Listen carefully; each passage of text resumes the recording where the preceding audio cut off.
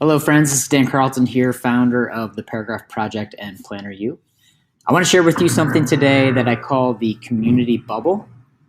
And this is really a concept that is helpful when you are developing a target profile. The reality is, a lot of times when we are looking at our target audience, right, we will look at it through the lens of the world at large. All right, so we have the world here. And we're looking at the target audience in terms of usually demographics, right? So are they older or younger? Are they richer or poorer? Are they more educated, less educated? So you can look at kind of the broader universe of how your target audience compares to the average American, the average person, however you want to define it. And looking at it from that perspective can help you identify your target audience. But if you really want to understand your target audience, you need to shrink the bubble in which you're comparing that target audience, right? So you might be looking at kind of the big perspective. How do they compare to the general universe, the general population? The reality is, though, when most consumers are thinking about their lives, evaluating who they are, defining their goals and aspirations, the circle is much, much smaller. So they're not comparing themselves to the average adult or the average American. They are looking at their friends and neighbors, their little peer group, or their community, right?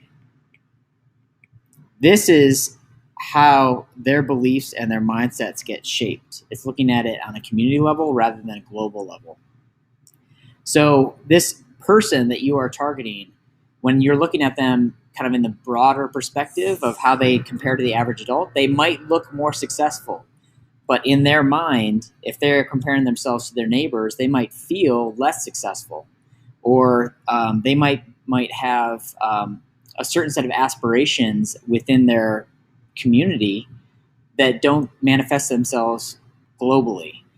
So I say all this to say, when you are trying to identify the target audience, it is okay to look at kind of broad, universal measures compared to the average adult or average American or what have you.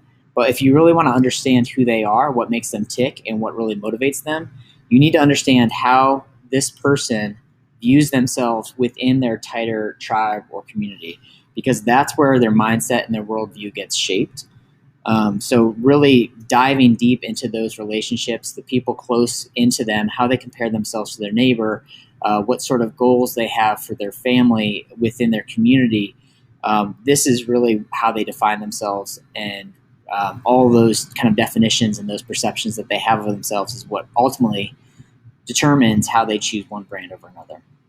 So keep that in mind next time you're doing target research. It's great to know how your target audience indexes against the average American or the average adult, but to really understand what motivates them, you have to look at them in relationship to their closer community or tribe. So think about that next time you're doing any sort of targeting work.